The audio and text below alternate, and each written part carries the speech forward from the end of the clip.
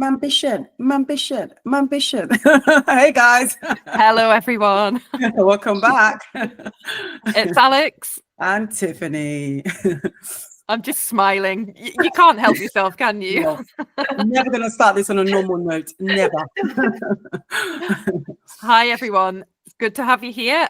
We've got another fantastic guest for you today. So today we're joined by Oluwapelumi. She's an award-winning partner and solicitor advocate at BHP Law in Darlington. She's a specialist in private family law and handles complex financial cases involving everything from farming assets to international properties. But Oluwapelumi's impact extends beyond the courtroom. She's a passionate advocate for change, working to transform the legal profession through equality, diversity and inclusion initiatives. As Resolution's National Committee member and co-chair of their Equality, Diversity and Inclusion Committee, she's driving real change in the industry.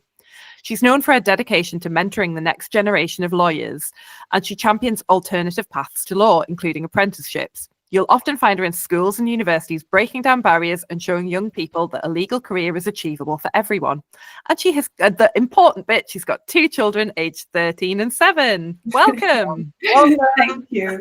It's so weird when I hear stuff like that about me. You know, when you say, you just think, are you talking about me? Probably not. You are. Okay, you are. Yeah. Thank you so much. You're not the first person to have said that. People always feel a little bit cringy about having their accolades read out to them, but own it. You need to own it. I'm owning it. Thank you so much. I appreciate that. Welcome, Pelumi. I love that. And I think on that note, it would be great to start with the confidence you now have with maybe someone talking about your accolades, and rather than maybe being a bit shy and awkward, like owning it. I think that comes with, as you get older, that's one. And also as you become more confident in your own abilities, as you grow and learn, being open to learning and knowing that you don't know everything. That generally comes with it. It also helps that, you know, as a young child, I was given the confidence by my parents. Like my mum would always tell me I'm beautiful. She would always tell me that I'm beautiful, and I do the same with my children. And we have this funny joke at the office with my team that if I come in and they say, "Oh, you smell nice, you look nice," I'm like, I know. Oh, I know. Yes. I like it. Do you know what? I will. If somebody tells me I look nice, I'll be like, thanks. Alex, Like, I know. I will say that is something I really liked about Alex, and I almost felt like I could learn from. Alex does have an unshakable confidence. I think it's important that you, I know it's hard and not everybody has that naturally, but over time, I think it's important that we start to reassure ourselves that actually we did this. We got here, we worked hard, and therefore whatever we hear other people say about us, it is because we did it, and therefore it's ours to own. If other people may see that as arrogant, but that's their problem. The point is you've worked so hard to get to that stage, and you have to be able to accept and enjoy that as well. Wow, I love that, because there's so much messages out there about women playing small, you know, being almost like being humble, and sometimes we mistake humility for like playing small, and where do you draw the line? But I think, it's as you get older, as you get wiser, you realize that nobody's going to bestow you with love and acceptance, and give it to yourself. It starts with you. Absolutely. Starts with you. Yeah, we've talked before about often work, it should speak for itself, but often it doesn't. And if you're not telling people about the great things you're doing, they don't know. Absolutely. Yeah. How does that then translate into like your work? Have you found that as you become more of this experience in what you're doing, you've found confidence in yourself? Do you view your work differently in terms of, because I know you do a lot of the branding, like on LinkedIn, and talking about your life outside of work. How have you found the confidence to step into that, the work outside of work, you know? I think with what I do, clients appreciate that you do have a personal life and you're not a robot as a lawyer. And I feel that it helps for them to see that you're also human, and that the challenges that you face, that they face, you also may be facing the same. Often I'll have conversations with clients about, you know, how their children are getting on, and we would, you know, get on that basis that actually, my child's just going through the same thing. You know, how did you navigate that? And we can't back in the day, lawyers you had to be a certain type of way. Okay, you wore your black suits, you were sharp, you just didn't talk about your personal life. If you were breaking internally, you just had to keep quiet and keep going. Times have changed now. And if you're having a difficult time, it's important that you're able to share. If you're having a happy time, it's important that you're able to share, because we all know that life comes with ups and downs, and there's no point in pretending that we don't get the downs and that every day is up. It just doesn't make sense. It's not logical. Completely agree with that. I think it's very interesting though, because to kind of, so I have quite a few legal people in my family, and my uncle is in his 60s, white man, typical kind of barrister that, you'd expect, but he is not from a kind of very well-off background. But I think has leaned into that typical barrister impression, and it's really nice to actually hear that law is changing a bit, that you can be more yourself, that you don't have to be the sort of caricature of what somebody would expect a solicitor or a barrister to be like. I think it really humanizes it. Yeah, I think lockdown changed a lot for our profession. It enabled people to be very open about things. And so lockdown, for example, I suffered a personal loss, and I, shared about it online. I didn't share about it, didn't tell anybody. I carried on working, didn't tell clients or anything like that. I remember doing, hearings and things. And even in that moment where a judge was asking me to do something, when I know that I've literally just suffered a terrible loss, that was the first time I could say to a judge that I couldn't do what they asked me to do because something's happened to me. We get so scared because you think, well, they think you're weak. But actually saying that to that judge, I saw a different side to the judge, in the sense that, don't worry, Mrs. Adeola, I'll deal with it. Oh my gosh, you shouldn't be here. It was just a different slant. And I posted about that online. The reaction that I got was incredible, because people then started to feel comfortable about sharing their own experiences of loss, grief, pain. In that time that everybody was just working away, showing that we're working from our kitchens, we're all brave. It's hard that we can't go out, but we're all putting our head down and getting the job done.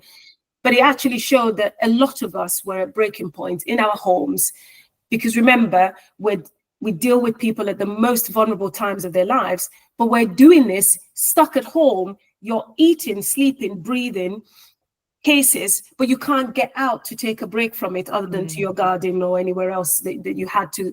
So you couldn't escape it. So it was refreshing to actually see people be very open about their own experiences and the challenges that they were facing.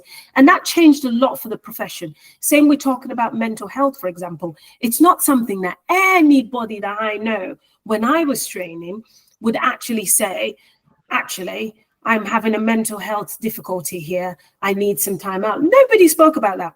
But now, well-being is right at the fore of the legal profession. We have services like Law Care, for example, where if you're struggling, you can go and speak to them about things. And more people are being open about their experiences. And it's cascading down to younger generations of lawyers. And that's absolutely the change that we want to see. Yeah, wow. No, I love that. And I think I've noticed what you said there as well about people bringing more of themselves to work. I think it definitely does make it a bit more of a level playing field where, people don't, because I think it's hard sometimes where you're trying to portray this professional kind of exterior, but you're struggling inside. And I think the more we talk, the more we break down the barriers of, okay, look, I'm caring for maybe a relative, or I'm a mother. I mean, which is another sphere I'd love to get your take on how have you thought about, I'd love to know from experience as a mom though, how did you kind of bring that authentic self to work from the mother perspective? Do you see what I mean? I mean, you've said I'm a mom of two. I can't hide my children. You see them, they're mine. Having working in an organization who recognize that. So at BHP, for example, I think about maybe 89 or 90% are women, right? Oh, really? And it's a firm with 100 and something employees. They're going to kill me for Wow. not remembering. I don't know the specific amounts. And when majority of us are women, we know how to deal with, you know, issues of childcare difficulties, or an emergency has come up, so you have to leave, etc. People work around that. You know, before the lockdown, it was something that everybody navigated one way or the other anyways, and they were quite supportive with that.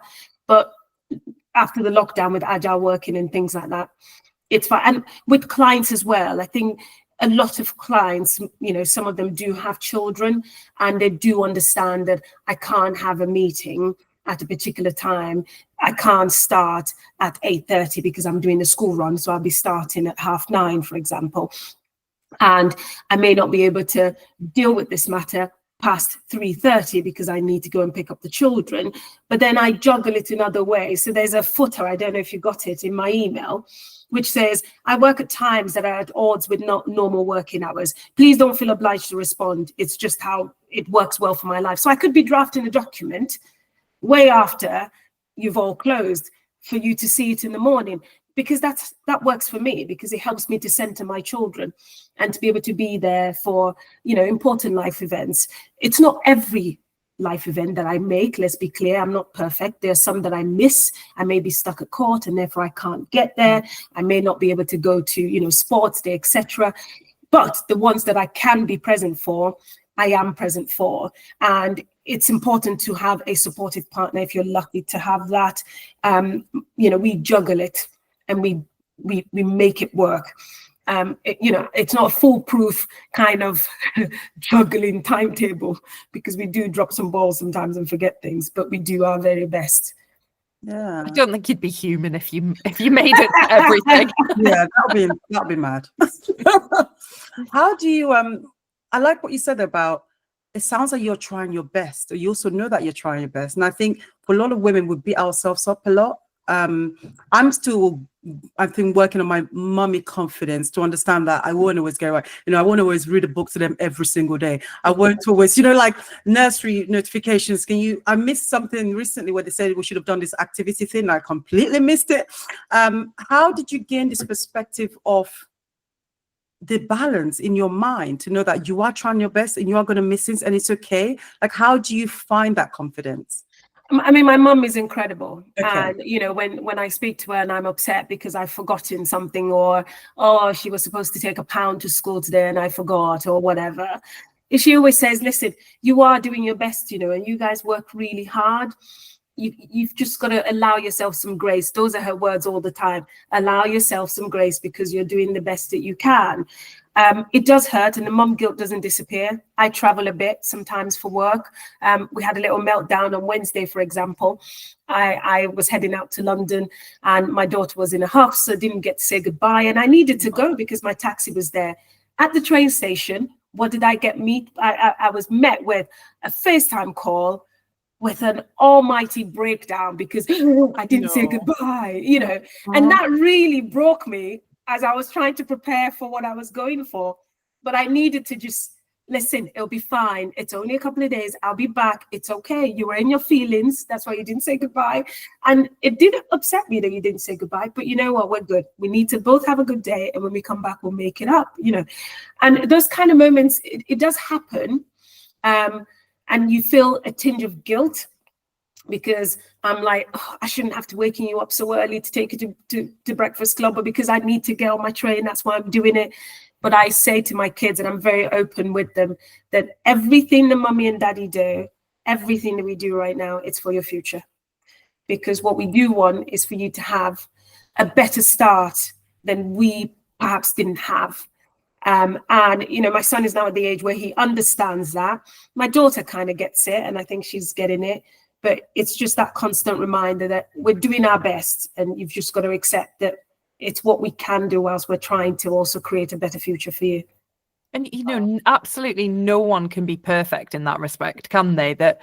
But I think it sounds like you've got a really good handle on, yes, there's aspects of mum guilt, but you were able to push that away because you know that you're doing it for the right reasons. And I think that's so important to people.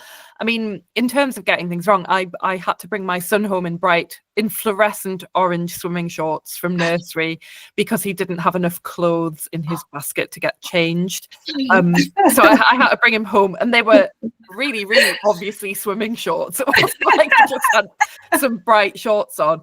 And I thought, what could I do? Exactly. At least you got him something. At least he still had something. There you go. Yeah, it's not in his pants. It's fine. Be worse. Yeah, but it sounds like you've got a really... Worse. Sorry, go ahead. No, I said it could be worse, but there you go. Yeah. But yeah, it sounds like you've got a really good handle on that balance. And I think to know that you're doing the right thing for your children, to give them that kind of really good start in life, it's great to reiterate that to them so they understand why. Yeah. And I think what you said there, Amanda, as well, it takes me back to being Nigerian, because I think we always heard that message a lot, like we're trying our best, we want a better future for you. Yeah. So I'd love to, in the spirit of that, kind of go back. Let's take a couple of steps back. Go back. Okay, I'll go back. Yeah, because people, I'm sure someone's heard the intro and said, oh, wow, she must have had she must have had a great start in life. She must have had an advantage. So I'd love to hear a bit about the steps. Okay. That, cultural steps that led you to where you are today. Yeah. No advantage here, I'm afraid. So I was born in Nigeria, in the north of Nigeria, in Kaduna State, actually, to be precise. I speak Hausa as well as Yoruba. Yeah, okay. I moved to the UK when I was a teenager. So I went to college in London and I went to university in London. My parents did the absolute best that they could. My mom was doing all sorts of jobs. She was coming here to the UK and just working, as well as my dad, to be able to give us the best and support us financially, to send us to school and things like that. So when I moved here, I also had to work. So I started working when I was 16. I worked at McDonald's and I did, call center jobs. I worked at Gap. I did all sorts of jobs, working part-time to be able to make ends meet. And of course, going off to university, I went to London Metropolitan. It used to be called London Guildhall when I started. So no silver spoon in that sense. No, handout from parents. But my parents were very, very much about your education is important. Your education is important. We will work hard to make sure that you get the best education. And they did.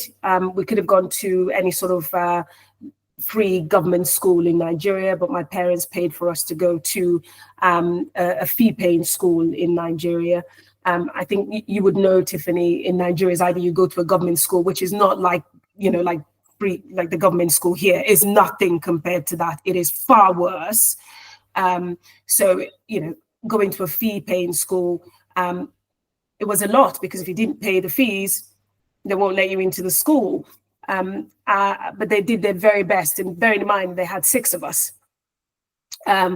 It was an incredible task that they did to get us to where we are right now. So for me, seeing that hard work and dedication that my parents put in meant that there was no room for me to be mediocre. The fact that they made the most of what they had. So an example is my mum coming to the UK. She worked at Britannia Hotel in Canary Wharf, for example, as a chambermaid for a while, and she came home and decided that she was going to set up her own cleaning business. And she set up a cleaning business and had contracts for banks and, different places. And you could see that drive and dedication to make something out of the what she had learned, and she really did an incredible job with it and turned it around. But my desire to continue to be a lawyer, so it sounds very, very cliche, but I was that kid who wanted to be a lawyer from when she was little, and I would talk about it and argue the odds with everybody. My mom still got my report card, which she's now given to me, which actually says in the report card, I was in nursery 3 at the time. And in there it says, Pelumi is a good girl, but she talks too much. I know, right? I wish the teacher was still here to actually see that I'm making money by talking, woman. And for me, that whole I wanted to be a lawyer was still there. And then different things that I saw when I was growing up. My mum, for example, would do contracts, as I say. And when it was time to pay her, it just, she would wait for months and months and months and months. And there was nothing she could do about it, because who are you going to take them to? There wasn't that kind of, you've got a contract, I'm going to enforce it and things like that. So it was kind of those moments that I thought, no, I wanted to do something where you could help people to uphold the rule of law, and you could actually support people in a way where you give them a voice. So if they don't have a voice, you use your own skills to give them a voice. And it kind of followed through for me, hence, coming and continuing in that path to be a lawyer. Wow. I like that, because I think we always, I don't know if it's been African or been Nigerian or been, because I was born in Nigeria, and I think because of that, I feel like you inherit this sense of opportunity and responsibility that your parents have carried and that they've made, and you just have to do something with it. At the same time, I think it's now time where we can kind of stand on the shoulders of what they've achieved and then take it to the next level. Okay, we're here now. We're in the UK now. Like, we're in a country where, yes, so a lot of people can't complain about the UK, but actually, I think there's a lot of advantages because I've lived in Nigeria, you know. So I'd love to know how that sort of cultural background has informed how you live your life now. And obviously, number one is obviously your commitment to excellence, but I also saw that you like to pay it forward. In terms of going to schools. I mean, how does that link to your commitment to that? So my mother, again, poor mom, she's gonna say, why are you talking about me? So in our home as a child, you would always see people around us. My mom was so open to helping anybody. If you were struggling to find accommodation, you were struggling to eat, you were whatever it is you were struggling with, she would help. Even if she had to give you a last penny, she would really help. And for me, seeing that, and she would always say this thing as well. She would say, whatever you do, don't do it because you're expecting something back. Because she said, I may not receive the benefit of what I'm doing now, but you will receive it. Your children's children will receive it. Your children's children's children will receive it. So if you're doing something for somebody, do it because you want to, not for what you will get back straight away, and don't expect anything back. So for me, that was the key, because when I started out, there was really nobody in that sense in terms of visibility that I could look to. There were a few, but it's not like now where you can have that direct connection with people on social media and things like that. And I started to figure out how I'm going to make a way for myself in the profession, because I know that it's going to be difficult for me to get a training contract and things like that. So I would go and sit at courts and just watch lawyers work and then speak to them after that and things like that. And you found that these lawyers will give me their time. As soon as I say I'm a student, this is what I want to do. And the one that would help me look over my CV will do so. The one that would give me some hints and tips on how I can navigate the law would do so. They didn't have to, remember, because they don't know me. I'm just sitting in a public gallery. And all of those things kind of create that in your mind that I got here, taking into account, yes, I worked bloody hard. I really did. But then there were people who were there to kind of help create the layers of the bricks in the places where there were gaps for me. And I needed to do the same for others, because there is no point in me getting to where I want to be and then going, right, I'm up now, I'm pulling the ladder up. Everybody else fall, I don't care. Because that's not how life works. Because I don't know where my children, for example, will meet these people in the future. I don't know. They say something in my culture that you have to pour cold water on the floor to be able to step on cool floor. It's basically, if I said it in my language, you won't get it. Even I probably won't say it properly. because if you want to be on a surface where things will work out, in a way, you've got to be able to help other people in the best way that you can. And if you can't in that particular moment, just be open about it. I can't. There are people who have asked me for mentoring, and at the moment, because my cup is full, I'm saying, actually, I can't at the moment. I won't be doing you a good service, but get in touch with me in 6 months' time or 3 months' time. But it's very important for people to see that the legal profession is for them, right? For me personally, whilst I saw a few people who were more senior when I was coming up, there wasn't a lot, right? We're still not very much at the moment.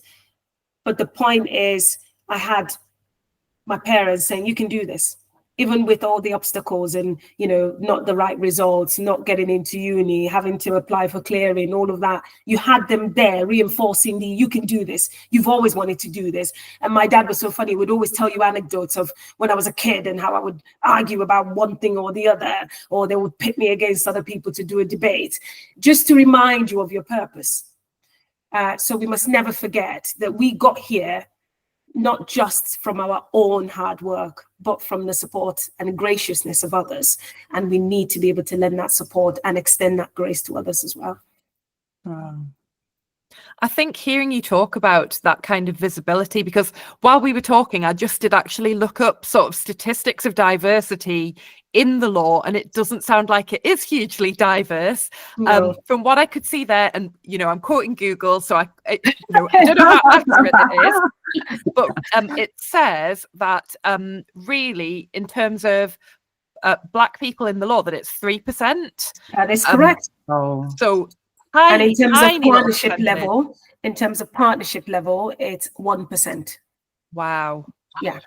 So your visibility is so important there, especially what you're doing online. And if you're doing that mentoring as well to support people, that can only be a good thing, because, if you're looking at a profession like the law, it's very difficult for people that are being represented by solicitors to be properly understood if everyone's just white. Absolutely.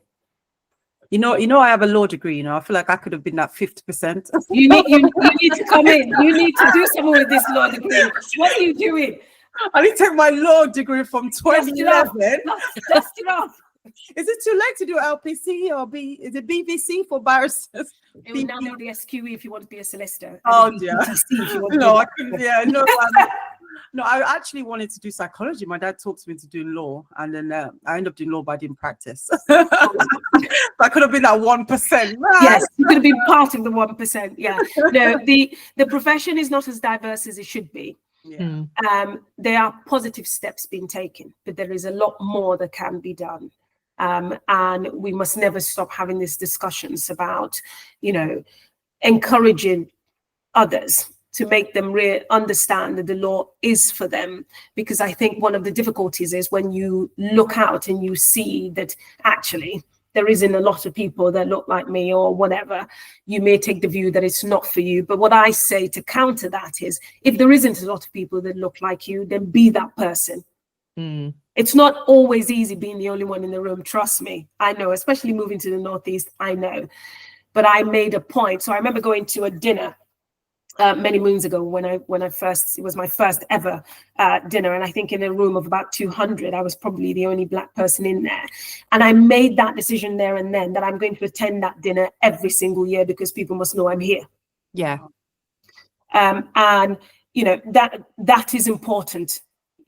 You will find your tribe. It may be uncomfortable because you are the only one there. But when you go into those spaces where you are the only one, you've got to make your presence known. You've got to make it count. Wow. I love that, because I think, especially coming to the Northeast as well, like you said, that must have been an interesting transition in terms of not walking into a room and think I don't belong here, but walking into a room and it's an advantage to be the minority. Yeah, it's a double-edged sword, because you feel the burden of, oh my God, I'm the only one. Why are people staring at me? Whatever. But then you've got to kind of turn that around, Because for me, it was the choice of actually not going to this dinner anymore, and then I'm not in the space where the movers and shakers are in, or I'm going into this space so that the movers and shakers can see that I'm here and get to know me and know what I do. And hopefully over time, with having a relationship with me and seeing my skills and what I can do, they actually, realize that I'm not here to play. So it is a double-edged sword. And obviously I take on board and acknowledge that not everybody will be confident in those kind of spaces. I get that. But this is where your allies are important. So if you're going to a space like that, you go in with your allies. So there was a group of us young lawyers at the time, and we would all be together, kikiing, eating, laughing, etc. It felt more at home because you had peers that you were all at the same level. So you have to find a community and a tribe to be able to hone it, because your allies are also an important part of your journey. I love that. So it's maybe connecting with someone who, because I think there's people that will see excellence in you. They look beyond your color and they'll look beyond your gender. Yeah. Say, oh, there's something interesting about you. So what you're saying there about sometimes we just need to connect with that person as well, because they can open doors for you, because that's reality.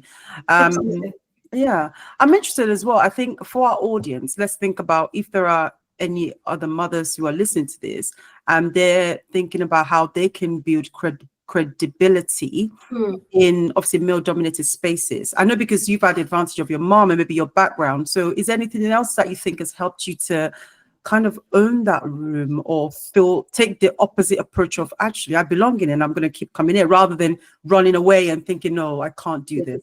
It goes back to me saying that it's important to have a good support network. Okay. For me, I'm very, very lucky, very, very lucky that my husband is very much of a, come on, you can do this. Even when I, as confident as I am, don't have the confidence and I say, I'm not going, I'm not doing this, he'll go, well, you're the lawyer.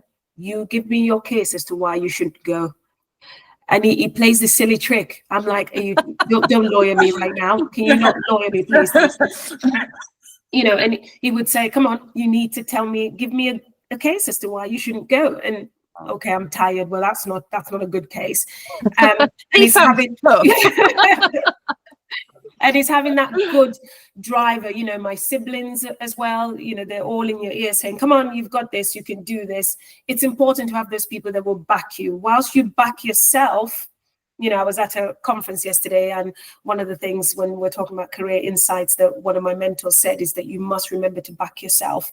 And whilst we can do that, sometimes when you don't have that energy to back yourself, because it does fleet every now and again, it's good to have people around you who back you and who will be able to root for you and give you wings when your feathers are a bit weak, I saw somebody describe that kind of thing as surround yourself with your best cheerleaders. And I always say that Tiffany's one of my best cheerleaders, and that I hope that I can be that for her. Because, Tiffany said before that I have this unshakable confidence. Even if you do, like you're saying, you have moments where you're tired, that moment of self-doubt, and if you don't have that kind of group of people around you, for me, I think the best advice is to find those people and build that community of people who are going, because there are mothers out there who don't have people who are supporting them or encouraging them. Yeah. But you can find them, and you might find them online, or you might find them in real life. So when I first moved to the Northeast and I didn't have a job, I was looking for a training contract. I was put in touch with a firm by my husband's boss at the time, but they didn't have any spaces for a training contract. I eventually got a role with them as a paralegal, and they ended up giving me a training contract to train. So as a solicitor, then you have to train for 2 years before you qualify.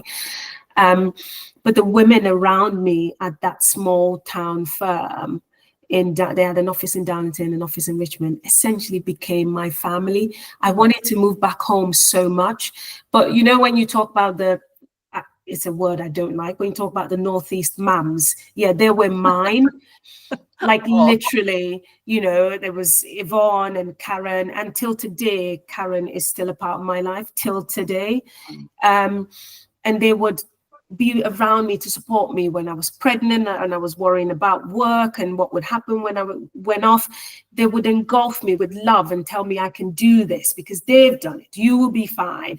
While some people were saying, "Oh, I came back to work after 6 weeks, man." You know, you had those other That's people. not helpful, though, is it? Yeah, you had those other people who they knew I didn't have family in the Northeast, but they were available for me and were there to champion and support me. So it's very important that you find those people. That is spot on what you've just said there. And I think it's something that I found as well to be so essential to this motherhood journey. And I think especially when you're in a new environment. Hence why even with our podcast, we've spoken about the power of community. Yeah. And finding people like you. I mean, for example, even when my kids were younger, I used to go to the park. I used to just leave the house every single day, go to the park and talk to other people with children. But it's so important, isn't it, what you said about pulling yourself out there a bit, because then you find people who will encourage you. Mhm. I'm interested to know how you found, like, let's move on to like integration, because I think, obviously, I don't know at what stage of motherhood what stage of a career you moved into motherhood. I'd love to know how you sort of the coming back to the work side of it. Do you see what I mean? I was just thinking now, when did I qualify? So I was like, well, I think I qualified in 2009. So I would have been 25 probably, I think. And I think I was 27 when I had my son, I think. So even though I was a bit older, I wasn't older because it was my first child. There was so much to navigate, trying to understand, you know, first of all, right? Nobody told me that I had to, I know you can't be doing that, but nobody told me that if you have your children in September, they will be, is it older or younger or whatever? Yeah. Right? I didn't know anything about that. I didn't know. We didn't time it. No. So there's that. There's also the fact that nursery fees will be crippling. Nobody told me about that. You know, so there's so many things that were very eye-opening. And then you had to start navigating, actually, if I go back to work, do I need to be going back full time because you have this huge nursery fees to pay? Or do I go back part-time and not pay? Do you know what I mean? There was just so much to think about. And there was a lot of learning as I go, because, you know, I didn't have anybody who had kind of been through it more recently. Obviously, the people that I had around me, as I said, were much older than me, and they've all had their children. Their children were like at secondary school or university or whatever. So I didn't have anybody who could really relate to me to say, right, actually, this is how much it's going to cost you, you know, when you have a kid, and these are the things you need to worry about. But a lot of learning as you go, to be honest, was what it was. Because I think one thing I learned during having my first son is, you can write things down, but things may not go as planned. But because it's your life, you can always take a pen and rewrite it. It's okay. Oh, that's so wise.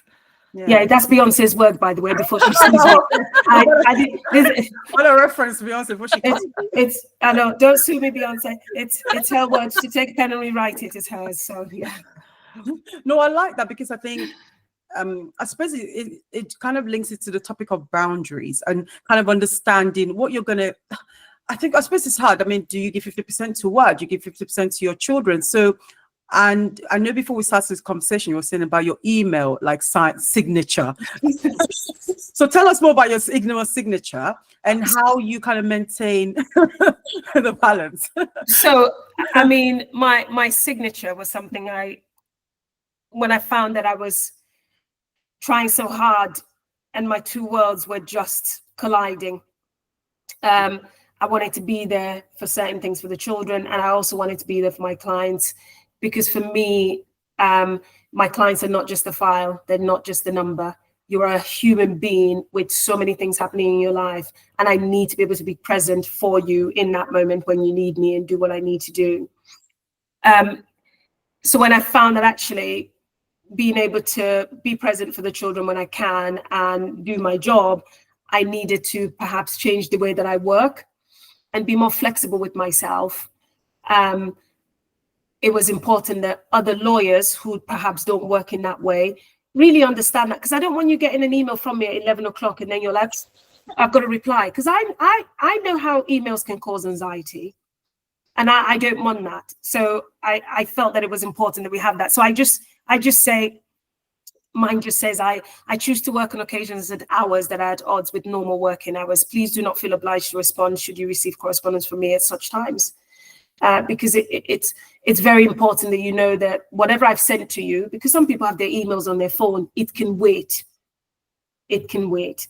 And that's really helped in me being able to take my kids to school, get to work, do what I need to do in the office, and then go pick them up, come back, sort them out, and then I'm back at my desk. So I am still taking that breaks. But what I found with boundaries as I've gotten older, this is more recent, because before I wanted to go to everything, I wanted to be everywhere, blah, blah, blah, is that if it's not serving me, I'm not going. If it's going to affect me or eat into my time to do things that are more important, then I won't go. It's hard when you're like, oh, there's this award going on. Am I supposed to be there? Oh, and you have the feeling of FOMO. I've kind of got to the stage now where I think, I can't be everywhere. Yeah. And if I can't be there, it's okay. I send you my love and kisses. That's fine. Enjoy it.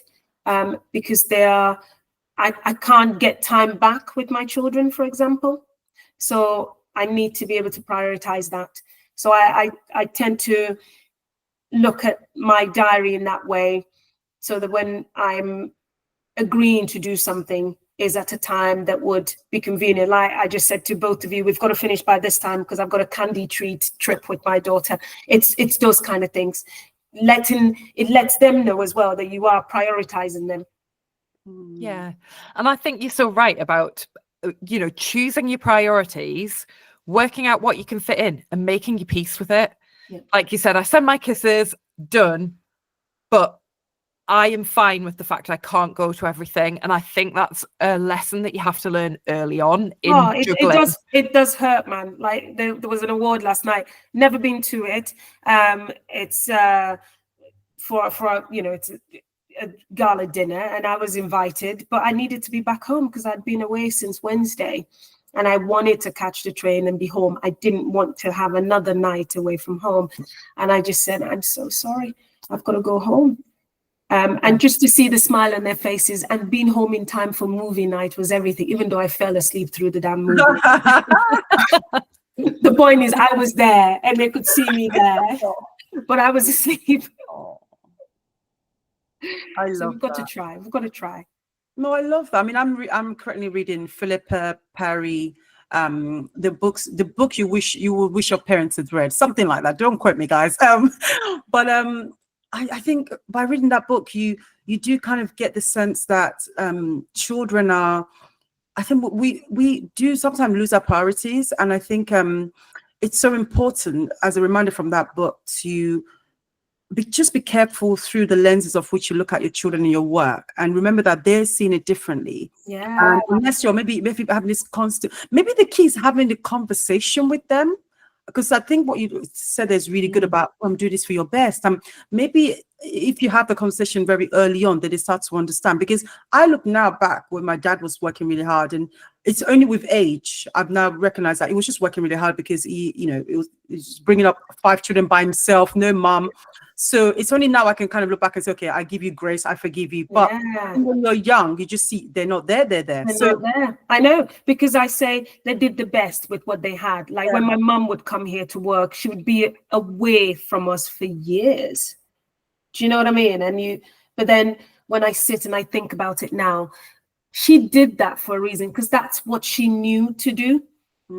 She had the tunnel vision of provision for her children to make sure that they didn't suffer, that they didn't lack, and she wanted to prove people wrong. And that was it. It was the same for my dad. Tunnel vision. This is what we need to do. It's our jobs to provide. It's our jobs to provide. But on the other hand, our generation, what we're saying is, yes, we get that it's our job to provide, but it's also our job. This kid's, as my niece would say, I was in heaven before you decided to bring me here. He's shady, I tell you now. So these kids are here because we want them to be here. So we've got to be able to prioritize spending time with them, giving them the tools they need to be able to go out in the world. And remember, it's what they see us doing that they'll mirror as they're getting older. So it's making sure that they see good examples, having those conversations about what we're doing and why we're doing it, or the decisions we're making. In the era we grew up in, you think my mom's going to sit me down and say, this is the reason why you can't have this book. You're not having it. That's it. Because I needed an introduction to this gentle parenting. I did not go with anything gentle about parenting. Oh, I want ice cream. You cannot have ice cream. You can't have it. That's it. No conversations. You can't. It's no means no. There's no conversation. But now it's more of a, you can't have it, but why, mommy? Right, okay, I'll tell you why, darling. Because if you have too much sugar, your teeth will rot, they'll fall out. Do you know what I mean? So it's more of a conversation and a dialogue now, other than, more because I said so. Because I said so. It was just all we knew, right? And I think I almost found myself doing that. And I think that's why I really liked about the book. It's allowing me to not just bring my kids up the way I was brought up, because the thing is just it's just what you do, isn't it? You tell them what to do. You eat what I say, so but I'm interested as well. I mean, I love the fact that you said that you tell your children that your mom told you were beautiful. Is there anything else that you do as a mom that maybe it's a bit different or is the same, but you think I suppose my question is, what's your parenting style? Like, what's your mothering style? I'm really interested to know. Apparently, I'm the strict mommy, even though I don't believe that. But we do affirmations. Okay. I think that's very important for my children to know, because the world is difficult and they can't get away from the fact that they are Black children. And whilst they have a different type of life because of the hard work and everything that we've put in, they can't get away from that. They can never get away from their Blackness. And I don't want them to. But I need to make sure that they will be okay when they're out in the world. And I need them to understand that whatever anybody says or thinks about them, that's that person's problem. So we talk a lot, very positive affirmations every night before they go to bed. Wow. They do their prayers and the affirmations. And my daughter's one, I give my daughter's one, she says, I'm brave, I'm beautiful, I'm powerful, my skin is beautiful. And she'll say her full name at the end. And Adeolas can do anything if we just try. Oh, that's we beautiful. Always end that, because I want her to remember that there's nothing that's difficult for us to do. It'll be hard, but if we keep trying, we will get there. I'm very much of the, not practice makes perfect, but instead practice makes better. And each step we take towards being better will make us perfect. So we have the conversation around, because she, you find that when she does her work, for example, she gets a bit irritated if she doesn't get it right. And I'm like, you don't have to be right all the time. What you want to do is get to a stage where you know what you're doing. And I said to her, Mummy wasn't great at the beginning. I didn't do very well in my exams. But it's been determined that I know that those exams don't really define me, because I know what I'm capable of. That's what's led me to where I am, to continue to strive for excellence, as it were, because I know that exams may not be my bag, but if you put me in front of people to talk and to argue a case, I can do that with my eyes closed.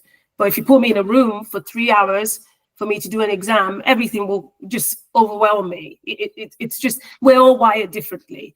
So I just say to her, just remember, we want to be better every single day to hit perfection. You don't want to be perfect. Yeah, I love that, because for my son, he is very into being right, and I don't want him to feel like you can't fail and try. Failure is a part of life. Absolutely. And you need the resilience to cope with that. And we make a big fuss. So when we're doing spelling, for example, we're spelling big words at the moment, like experiment. That's a big word. And if she gets it wrong, she's like, let's just keep doing it. And when she eventually got it right, you would think it was birthday and Christmas all together. Oh my God, we made the biggest racket about it. We're having ice cream. Everybody's having ice cream. Everybody's getting ice cream because, she's done it. It's just, and that's the kind of thing that I wanted to do. Because I remember when I said to my dad, I got a 2-2. He was like, so the person that got 2-1, have they got 2 heads? The person that got first, have they got 2 heads? Yeah. What happened? So it was very much like... Yeah, it was intense. It was very intense. But, it's funny, as he got older, we had the conversation and he said, I'm really sorry for my reaction, He said, it's just, you've got to be first. I was like, well, you don't really have to be first. It's what it is. So it's just trying to make sure that they see things differently. I don't begrudge at all how I was raised and how my parents, were very strict. I think that's really helped in terms of where I am. Perhaps it could have been a bit, softer, but it's what they knew how to do again. And it hasn't done me any harm really to now. I feel like when you become a parent, you have a lot more grace for your own parents. That's right. Yes, you do. You do. And our children really may not get that until they have their own, if they do. No matter how hard you try, someone will say, you could have done better with that. Oh, really? Tell me more. Yeah, see, that's another thing. I don't like commenting on people's parenting because you don't know what that particular parent is going through. Everybody parents in a different way. And and everybody's doing their best every single day. You're doing your best with the tools that you have, the tools that are in your toolbox, right? Obviously, if you're doing horrible things that will eventually harm your children, then clearly you've got interventions and things for that. But when you are a mum trying to navigate, parenting, working, trying to progress your career and everything in between, you've just got to try your best, no matter how hard it is, to allow yourself to feel everything. If you're upset, allow yourself to feel that. If you're happy, feel it. If you can't make it to your child's play and you're really, really frustrated by it, express your frustration. Don't bottle it all in and just do your best. And just accept that what you're doing is just about enough. It took me so long to get here, I'll tell you now, because I wasn't like this. I used to absolutely, I remember one day I was stuck at court and I couldn't pick my child up from nursery. My husband was away. Nursery was closing at 5. And I had to get myself from Middlesbrough Court back to Darlington. I got stuck in traffic. And by the time I got back, the nursery was closed. Obviously, they still stayed there with my child. But my child was the only child left and the staff had to wait behind. And I broke down because why was this happening? Why am I that mother? My child had been at nursery since 7:30 in the morning. He shouldn't still be at nursery. And we have to do this again in the morning. I was really upset. But in that moment, the nursery manager who had waited, she allowed me to cry. Can never forget her. She allowed me to cry and she held me and she said, it's okay. And I get it. She said they wouldn't have left without him, one. And secondly, you got here as quickly as you can. And thirdly, can't you see he's smiling? We've been playing, he's fine. And that's all I needed right there and then. A big hug from somebody who gets it, because she was also a mummy and a grandma, and she knows what it was like. But if you think about it, if I was met by somebody who wouldn't give me that grace, who would be angry and, oh, you're late, you're going to have to pay late fees and things like that, how that would have even impacted me more. So going home with my son that day was a different atmosphere. We did bath time and had a laugh and cuddles and stuff, because although that guilt was there, somebody helped me to alleviate that guilt in that moment. So we have to try our best to not judge other parents and just extend as much grace as we can. If you see somebody with their child throwing a tantrum, what do you need me to do? Do you want me to help you hold your shopping whilst you try and calm your baby down? Because remember, they'll be flustered as well in that moment, trying to sort babies, sort shopping, shop. Everything will be going array. And if you're everyone's judging me. And if you're looking at them like, why is your kid making noise? It really hits differently. So I really love that. That's beautiful. And I think the less we judge others, the less we judge ourselves. So it's a two-pronged, I think. Because I think I posted about this recently on LinkedIn. And I said, now there's a quote in, I don't know if it's Nigeria or Africa.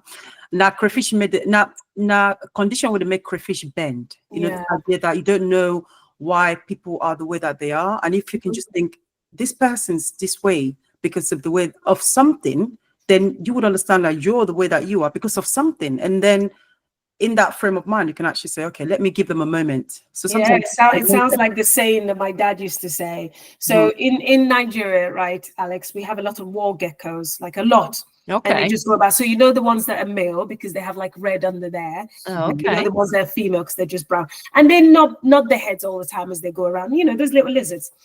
And my dad would say, the saying says, so all war geckos, they all crawl on their tummy. But when you look at them all, you would never know which one has a tummy ache. So we're all walking around with smiles on our faces.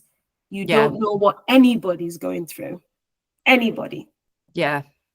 So being judgmental because somebody's having a bad day, it's really bad form.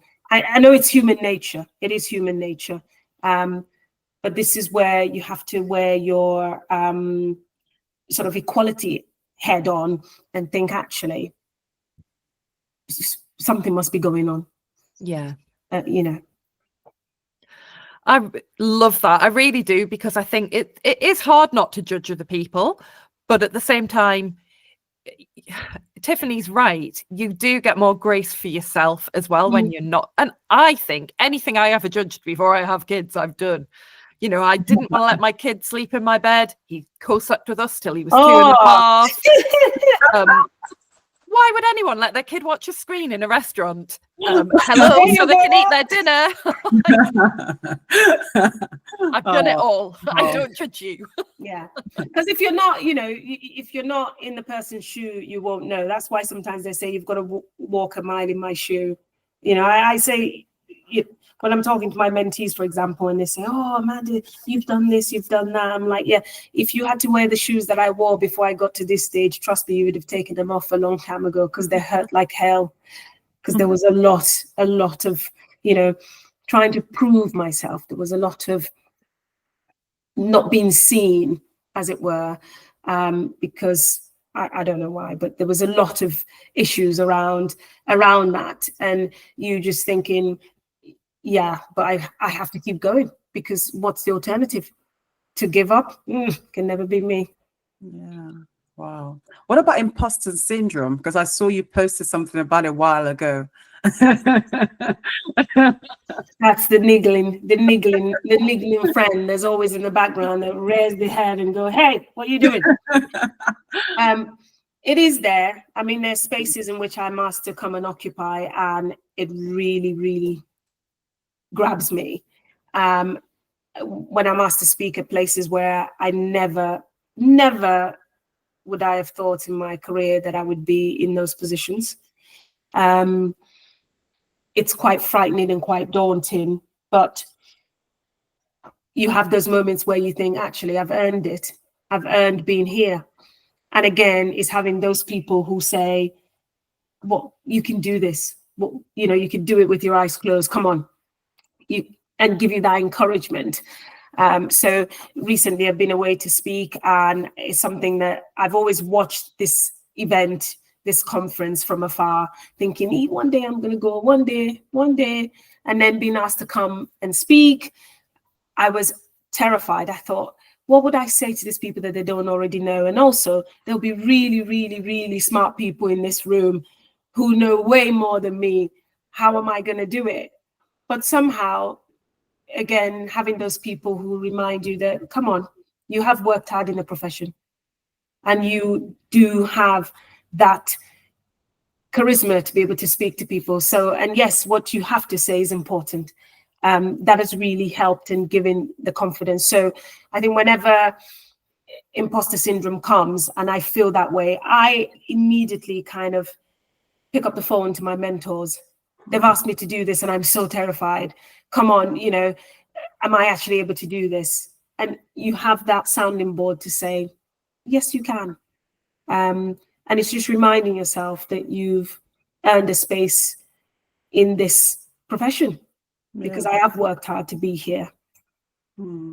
There's a saying, I mean, it says no man is an island. I really like, and I think what I really like about this whole conversation today is that you've emphasized the power of the support and the people around you, because I think often in quite an individualist culture, there's this essence of like, oh, it's me, it's my work, it's just me encouraging myself, it's me thinking I'm this, thinking of that. So I think what I've really liked is you saying that actually there's been a lot of people that have built you as a person, and a lot of people in the wings. And I think that's something we should never forget, how the confidence that we do get from a community, that we do get from a supportive partner. And I think it plays a lot. I've got some incredible people around me, and I'm so grateful for it. I didn't have this when I moved to the Northeast, but staying here over the years, I've cultivated that friendship group and network of supporters, and I've got mentors all around the country, because again, I've seen people, I've seen what they do, they've inspired me, and I've kind of reached out to say, I need a mentor, will you be my mentor? This is why I want you to be my mentor. And it's really, really helpful to have those people around you. I've also had sponsors who call my name in spaces and say, oh, she can do this. Yes, I recommend her for that, which again is powerful, because I don't think we quite realize the difference between a mentor and a sponsor. In America, sponsorship is very big. You have people sponsor, but here's not, if you're not in a corporate organization where you're vying for like partnership and stuff, and then you have sponsors and things, it's not really spoken about that much, but it is very, very important. And I'm not one to dismiss the role of my mentors at all. I was saying yesterday that I call myself the mentor collector, and I'm not even ashamed of it. I've got mentors for different aspects of my life, because everybody comes with different skills. Just like I'm a mentor for people in relation to different aspects, some in relation to law. Whilst we're talking about law, we could be talking about, motherhood or parenting, or they're navigating something that they just wanted my view on. So yeah, it is very important to not be closed off. You share what you want to share. You don't have to share every aspect of you, but you share what you want to share, that you believe that whoever your mentor is, you can benefit from their knowledge in that respect. Okay. I'm just thinking about the ice cream trip. No, candy trip. Candy trip. I'm looking at the time. Candy. We cannot miss that. I know. Yeah. Can I just say about imposter syndrome before you dash off to Candyland? Michelle Obama has a fantastic quote on this, and she says, I've been at every powerful table you can think of, and they're not that smart. And I feel like that is such a good thing to think about when thinking about imposter syndrome, that like the people at the table aren't all that. And actually, it's a bit like that. Imagine them naked when you go into an interview. It's put yourself in that different mindset that actually, I deserve to be there as much as they do. That's right. Yeah. But I loved what you were saying there about mentoring and sponsorship. So the difference is mentoring the people will kind of build up your confidence and talk you through and share their own experience. And then sponsors are people who will be in the room and put you forward for things. That's right. So they seek out opportunities for you and make things happen for you in that sense. So I'm on a number of committees at the moment. And again, it's because people have said, Pelumi will be good for that. She's got the skills, she's got the knowledge, etc. And that's really been helpful for me, because I would never have made an application to be on those committees. I just wouldn't, because again, you have that, oh, will I be able to do it? Oh, it involves a lot of, but I am doing it. There's that. I was looking on LinkedIn the other day. I didn't actually realize that there was a committee that I'd been on. I've actually been on it for 2 years. I didn't realize. Oh, wow. It's flown because, again, it's something that I enjoy doing. Wow. So I think one key takeaway from this is just the power of the community. Because I think there's only so much we can do for ourselves, but there's so much more that other people can do for us, and that much we can also be that for somebody else. Absolutely. Yeah. What are you working on at the moment? Are you kind of doing anything interesting kind of around work, outside of work? I'm trying to wind down. I'm literally just, I'm trying to wind down. I've got just a few more things to round off at the end of the year before we break up for Christmas. I've got a few cases that are quite big and rumbling in the background that I'm hoping to get across the line as well. So it is pretty busy, but then I say that I haven't got a lot on, but then things just happen all of a sudden. So we never say, apparently I'm not supposed to say I'm not busy. Oh, that's the kiss of death. Yeah. It really is. Apparently I'm not supposed to use those words. So, but yes, no, I've got a few things in the pipeline, and I'm grateful to be busy, and I'm grateful to have a supportive team at home and of course at work. Yeah. So we'll start to wrap it up then. Because I think you could probably tell by my eyes, I can ask so many questions.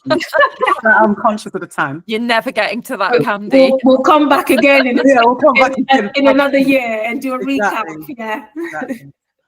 Thank you. It's been absolutely fabulous. Yeah. Really Thank you so enjoyed much the for having conversation. me. I think it's a lovely podcast that thank you're both doing. It's important, I think, for people to know that being a parent comes with its ups and downs, but it is doable as a woman with a career. I think the idea that you can't be a mum at the start of your career, or it's going to ruin your career, you won't progress as a result, really needs to be thrown away in the bin, because you can, with the support of your own community, as it were, and your own determination to be able to make something out of yourself. It doesn't end your career. That was what I thought, because I wasn't receiving a lot of positive, shall I say, not any, a lot of positive affirmations that I can juggle it all. Not that I, 100%, but that I could manage both roles. But actually, both roles complement each other. And I think, sounds weird, but I actually think my legal brain changed so much after I had children. And I think I'm actually a far better lawyer now with my kiddies than I was before I had them. That would make them very happy. Yeah, it would make them happy. We'll have to send a recording to them. Don't. I know what my son's going to do with this. He'll go, Mum, I made you a better lawyer. Yeah. I'll do that. I remind you every single day. Thank you so much. Where can people find you online?